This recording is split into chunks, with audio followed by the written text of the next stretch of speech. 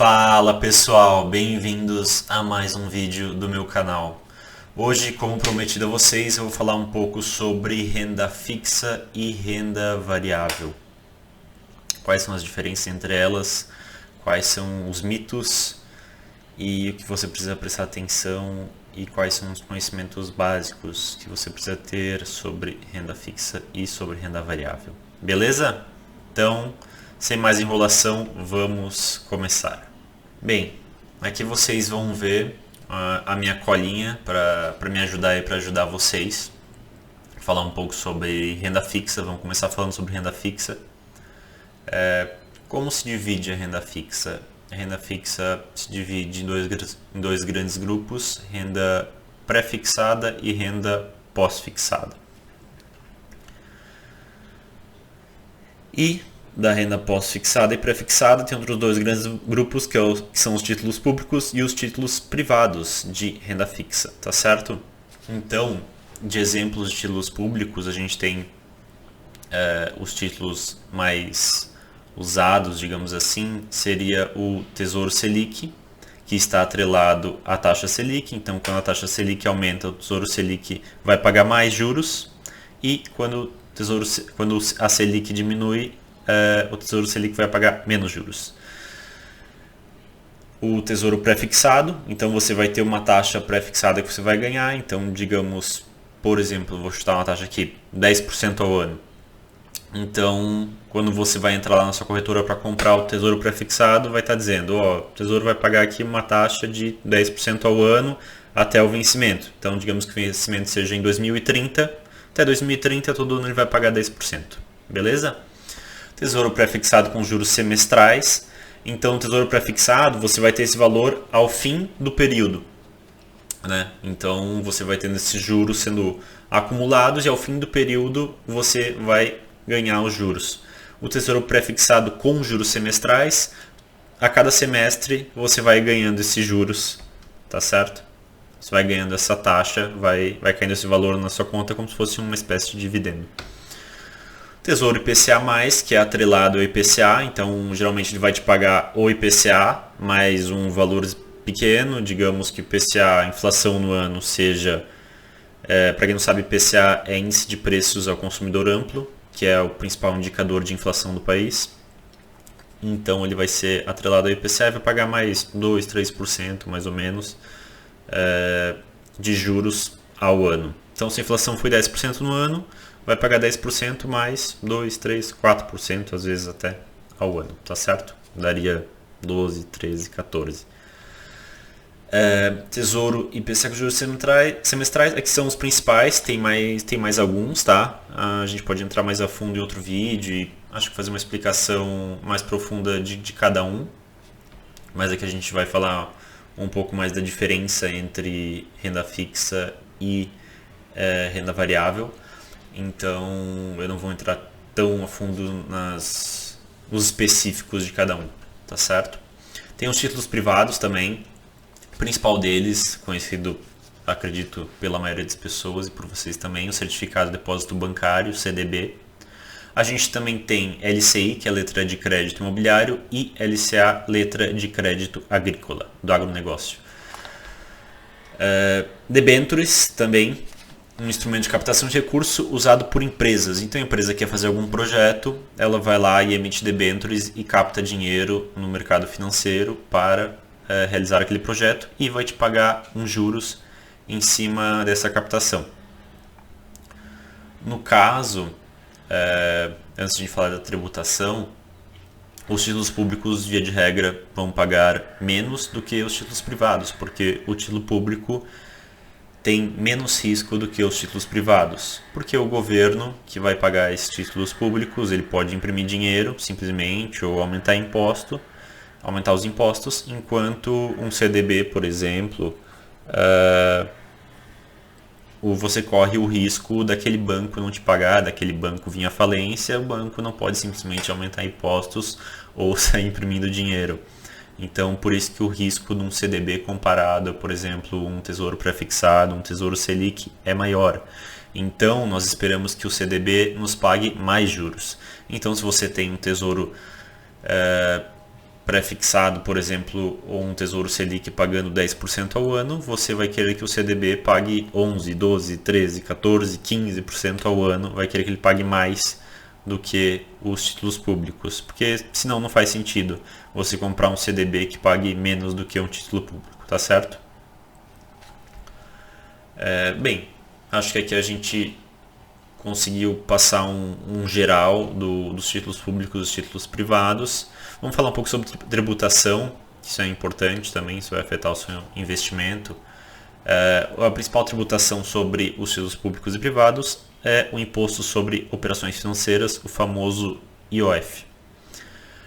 Os títulos têm uma particularidade, né, que você tem um imposto o qual vai decrescendo ao longo do tempo. Então, se você compra esse título e segura ele, vamos dizer, você compra e vende ele em menos de 180 dias, em até 180 dias, você vai pagar 22,5% de imposto de renda, tá certo? Enquanto se você segurar ele mais acima de 720 dias, você vai pagar só 15% de imposto de renda. E entre 181 dias, 360, 22, entre 361 até 720 dias, vai pagar 17,5% de imposto, tá certo?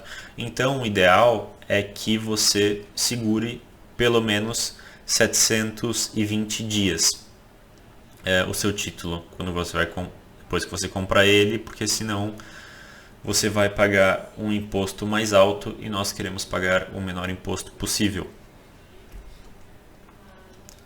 Muito bem. Um pouquinho de imposto. Agora, aqui nós temos algumas exceções à tributação, que é o certificado de recebível imobiliário, o certificado de recebível do agronegócio, mais conhecido como CRI e como CRA. Nós temos debêntures incentivadas também. E nós temos alguns fundos de renda fixa, os quais não pagam essa alíquota, tá certo? Essa alíquota. E aqui é importante falar para vocês, eu peguei esse gráfico para ilustrar dos títulos pré-fixados de 2019 até janeiro de 2029. Isso não está atualizado, né, de 2019 esse dado, mas essa era a nossa curva de juros em 2019. E o que é importante vocês entenderem aqui? Então, se você compra esse título para pagar, por exemplo, vai vencer daqui a um ano, os juros que você recebe é menor. Se ele vai vencer daqui a 5 anos, os juros que você recebe é maior. Se ele vai vencer daqui a 10 anos, os juros que você vai receber é ainda maior.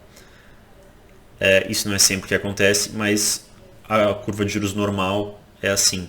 Por quê?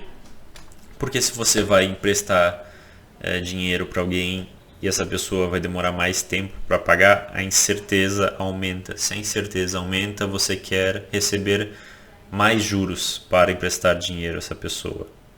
Então, se você vai emprestar para essa pessoa os juros num período ali de um ano, por exemplo, né, você vai receber aqui 7% aproximadamente de juros. Se você emprestar num período de 5 anos, você vai receber aqui aproximadamente 9% de juros. Num período de 10 anos, que seria o período inteiro, 9,5, 9,6, 9,7, aqui assim você vai receber de juros, tá bom? Então você tem essa curva de juros. Quanto maior o tempo, a tendência é que o juros seja maior, por causa que há um aumento de incerteza se a pessoa vai honrar com as dívidas dela, se ela vai conseguir pagar aquilo que ela te deve, tá certo? Outra coisa importante também é que os títulos, aqui é pré-fixado, né? Mas se a gente falar do pós-fixado, por exemplo, Tesouro Selic, ele vai variar de maneira diferente, a curva dele vai variar de maneira diferente. Então, se a taxa Selic aumenta 1%, você no curto prazo aqui vai ver um aumento de 1%, mas no longo prazo provavelmente você vai ver vai haver um aumento mais de 1%, maior do que 1%. E o contrário também, se a taxa Selic cair 1%, aqui a gente está vendo o pré-fixado, mas a gente vê o pós-fixado, no curto prazo vai cair 1%, mas no longo prazo vai cair mais do que 1%. Então a taxa de juros no longo prazo ela é mais sensível a mudanças do que no curto prazo. Isso faz com que, se você tiver um tesouro longo, um tesouro que vai vencer, por exemplo, aqui em em janeiro de 2029, e ao ver um aumento nessa taxa, você está comprado em taxa, houve um aumento na taxa, você vai ganhar mais dinheiro. Mas se você está comprado na taxa e há uma diminuição na taxa, você vai perder mais dinheiro do que se você simplesmente comprasse um título com vencimento mais curto. Beleza? Bem, essa parte aqui está explicada.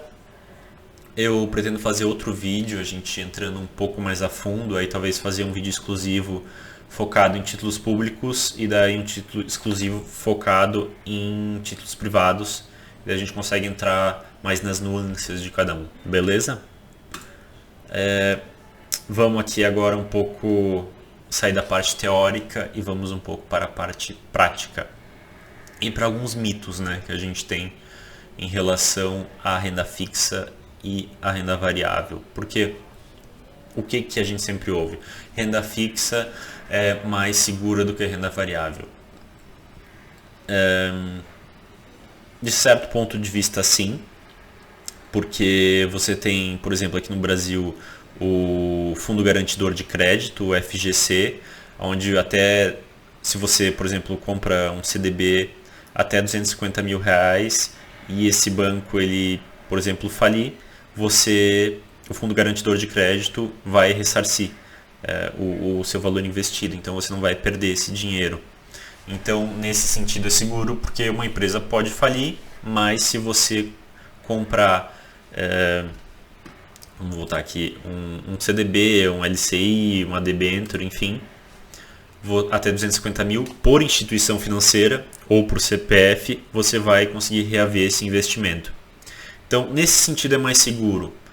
Mas, e quando a gente fala em pré-fixado também, porque você compra um título, ele vai me pagar 10% ao ano, ele vai vencer daqui a 10 anos. Então tá, você sabe que todo ano ele vai te pagar 10% de juros até 2032, daqui a 10 anos no caso, né? Então, ok, realmente é mais seguro nesse sentido. Mas se a gente começa a falar sobre pós-fixado, aí que está a questão. Então, eu trouxe aqui pra gente o DI F25, que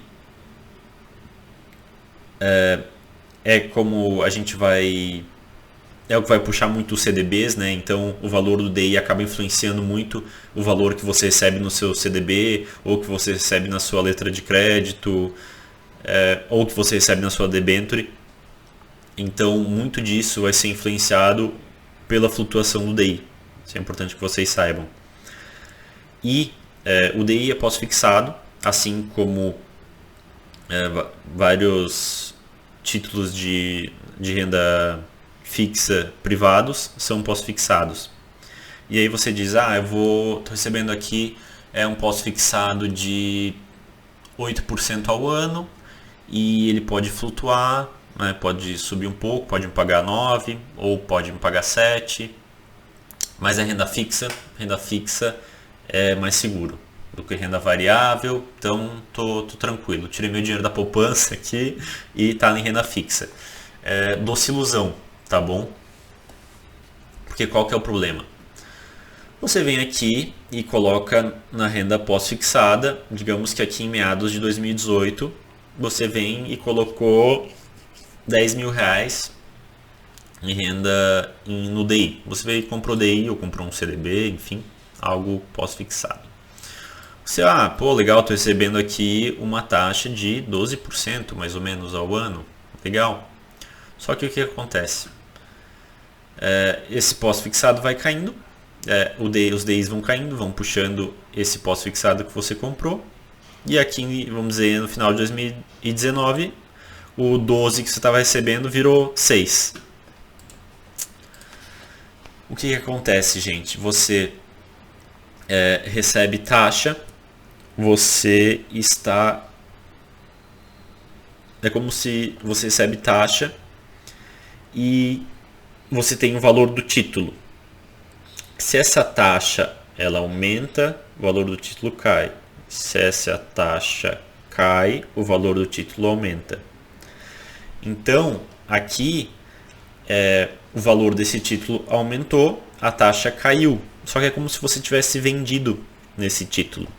Então, você não só está recebendo menos, porque você diz, eu estou recebendo aqui em renda pós-fixada 12, caiu aqui para 8, então vou sair da renda pós-fixada e vou comprar uma ação, por exemplo. Só que você perdeu dinheiro aqui, porque aquele papel que valia, digamos, 100, agora, depois que ele caiu, digamos, de 12 para 6, ele está valendo 200. E é como se você tivesse vendido nesse papel. Então você teve um prejuízo bem grande, você tomou um ferro bem grande nessa renda pós-fixada, entendeu? E o contrário também é válido. Então você vem e compra a taxa, como se você tivesse vendido no papel. Essa taxa sobe, né? Então aqui veio de aproximadamente, né, vamos dizer aqui 6 para arredondar, e chegou aqui a 12 para arredondar. Nossa, você conseguiu dobrar o seu capital em questão de um ano, né? Mais ou menos isso, menos de um ano. Então a taxa aumentou, o valor do título diminuiu. Você estava comprado em taxa como se você tivesse vendido no título, o valor do título cai, você ganha dinheiro. E você conseguiu ganhar bastante dinheiro. Então assim, é algo mais... tem flutuações menores, você tem mais segurança para investir na renda fixa. Ok, a segurança por causa da questão do FGC, mas você pode ganhar muito dinheiro na renda fixa e você pode perder muito dinheiro na renda fixa, e você pode ter flutuações bem agressivas na renda fixa também. Então assim, aqui a gente vê na crise do Covid, por exemplo, em questão de 2 semanas, olha como aumentou a taxa paga, quase 50% aqui a gente pode dizer de aumento, mas também olha só a queda que teve, e isso num curto espaço de tempo. Então você tem flutuações sim, você tem risco sim de perder dinheiro na renda fixa, tá certo? Então a pessoa que diz que é mais seguro é uma ilusão. Agora na renda variável, e por que, gente, que eu acho a renda variável mais interessante do que a renda fixa? Digamos que você é um investidor que não vai ficar acompanhando o mercado ali na unha todo dia e vendo as declarações do Copom, vendo as declarações do Banco Central, acompanhando a política brasileira e vendo qual que é a perspectiva, se os juros vai aumentar, se os juros vai diminuir, se a Selic vai aumentar, se a Selic vai diminuir. Se você fizer isso, você consegue operar renda fixa e ter um bom retorno em renda fixa. Mas se você não quer fazer isso, Marcos, eu tenho 50 mil reais e eu quero, enfim, ter um rendimento, mas eu tenho uma outra atividade e eu não quero ficar todo dia acompanhando. Ou até se você é um investidor, eu até acompanho, eu invisto, eu analiso as empresas, mas eu não tenho ainda uma base muito sólida para analisar a renda fixa, eu não me sinto experiente o suficiente para fazer essa análise da renda fixa. Então, o que eu faço para ter um investimento seguro sem precisar acompanhar ali tão de perto o mercado? Olha, o que eu sugiro, eu poderia chegar aqui e falar em comprar ações, mas tem algo até mais fácil do que comprar ações, que é o que muitos brasileiros fazem, que é comprar fundos imobiliários. Então, o fundo imobiliário é interessante porque tem que ser feita uma análise, tá? Não é simplesmente sair comprando, mas você pode, por exemplo, deixa eu colocar aqui para vocês, não, deixa eu colocar aqui, na verdade, facilita, o IFIX, que é o principal índice de fundos imobiliários do país, né? Então a gente vê aqui o resultado do IFIX, olha só como ele subiu muito bem aqui entre 2018 e 2020. Teve uma queda na questão do Covid, ainda não se recuperou. Mas aqui a questão é o seguinte, você consegue ter um retorno que vai acompanhar a inflação, generalizando, porque os fundos imobiliários vão acabar reajustando os seus aluguéis. E você vai ganhar mais um dividendo em cima, que são os aluguéis que os inquilinos pagam aos fundos, certo? Então, por exemplo, no DI, ele vai pagar algo muito próximo à inflação, às vezes 1% acima da inflação, pouca coisa. Pelo menos é o que ultimamente vem pagando, né? Nos últimos anos, vem pagando muito pouco frente à inflação. Agora, se você comprar um fundo imobiliário, o qual você não vai precisar fazer uma análise tão profunda, e eu vou fazer um vídeo aqui também da gente falando como analisar fundo imobiliário para vocês, para ajudar vocês.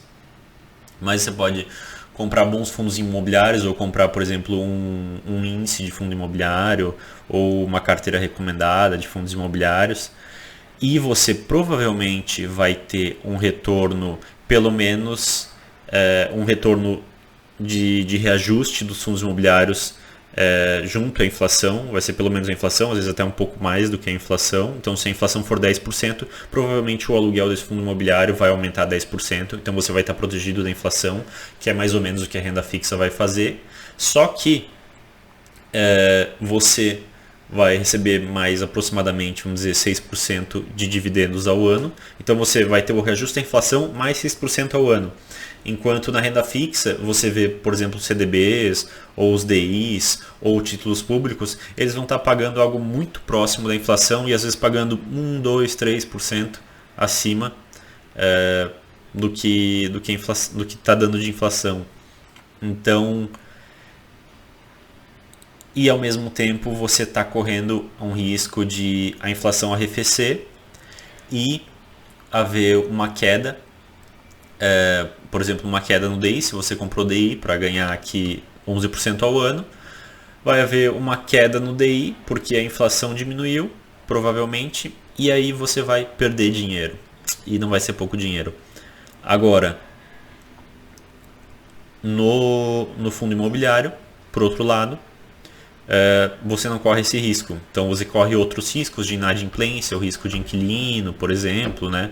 Ou de ter algum alagamento naquele imóvel. Mas se você diversificar bastante, não colocar tudo em um fundo imobiliário, né? Dividir pelo menos aí, digamos, em 10 fundos imobiliários, estou chutando o valor, mas pode ser 5, se você quiser concentrar um pouco mais na sua carteira, você acaba reduzindo bastante o seu risco de um inquilino não pagar, ou de ter alguma questão de alagamento, um furacão, uma tsunami, enfim, o qual pode prejudicar o seu recebimento de aluguéis.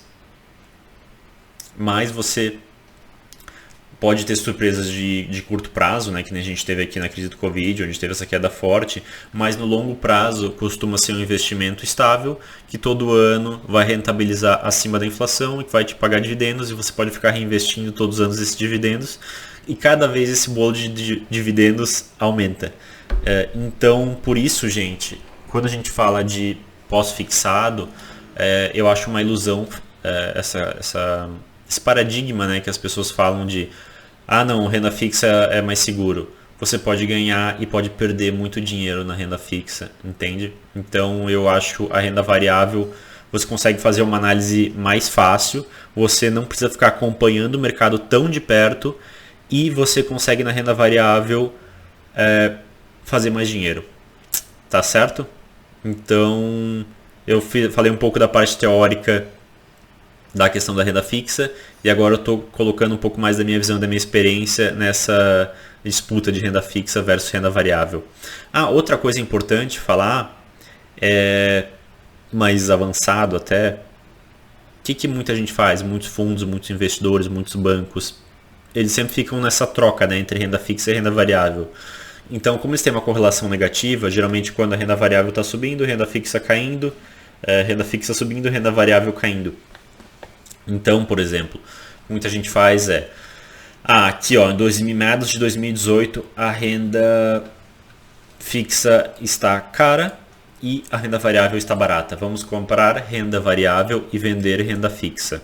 Muito bem, chega aqui, o que ele faz? Compra a renda fixa que está barata e vende renda variável que está cara. Chega aqui, o que ele faz? Compra renda variável que está barata, vende renda fixa que está cara. Chega aqui, opa, renda variável está cara, vende renda variável e compra renda fixa. Aqui, ó, já começou a subir antes. Aqui é assim, em meados de 2021. Renda variável começou a cair, renda fixa teve essa alta forte, tá certo?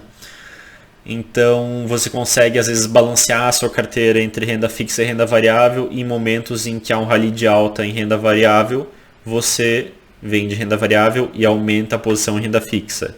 Quando a bolsa cai, você vende renda variável e compra a bolsa, e fica fazendo essa gangorra aí, né? Isso acontece muito. Se você souber fazer essa estratégia, vale muito a pena. É claro que falando aqui, né, depois que aconteceu, é muito fácil, né, chegar e dizer, gente, ó, aqui, ó, tá vendo, caiu, aqui, ó, subiu, ó, aqui, ó, gente, subiu, né, ó, gente, aqui, ó, subiu, aqui caiu, gente, aqui caiu, né. Depois que aconteceu, é muito fácil ser profeta do passado. Mas se você acompanha o mercado de perto, e aí por isso que eu digo que é uma estratégia um pouco mais avançada, você consegue imaginar que vai ter quedas ou aumentos. O mercado de renda variável é mais difícil você prever quando que vai subir, quando que vai cair, mas a renda fixa, como ela é muito atrelada à questão da inflação e à questão da taxa Selic, então você consegue, de acordo com o que o Banco Central está te sinalizando, de acordo com o governo está sinalizando, de acordo com o que o cupom está sinalizando, você consegue imaginar se ela vai aumentar ou vai diminuir nos próximos meses, e de acordo com a inflação também. Então, se a inflação está vindo forte, provavelmente a renda fixa, os DIs vão aumentar, e se a inflação está diminuindo, está arrefecendo, provavelmente a renda fixa vai pagar menos. Tá certo? Então, a partir da renda fixa, você consegue projetar a renda variável. E daí ficar fazendo essa gangorra de mais alocação em renda fixa, menos alocação em renda fixa, mais alocação em renda variável, menos alocação em renda variável. Beleza, pessoal? Pelo vídeo de hoje é só. Eu vou buscar nas próximas semanas trazer mais vídeos para a gente explicar mais a fundo a questão de como precificar um fundo imobiliário e questões sobre renda fixa, para a gente aprofundar um pouco mais sobre títulos de renda fixa, tanto títulos públicos quanto títulos privados. Beleza? Um abraço, até o próximo vídeo.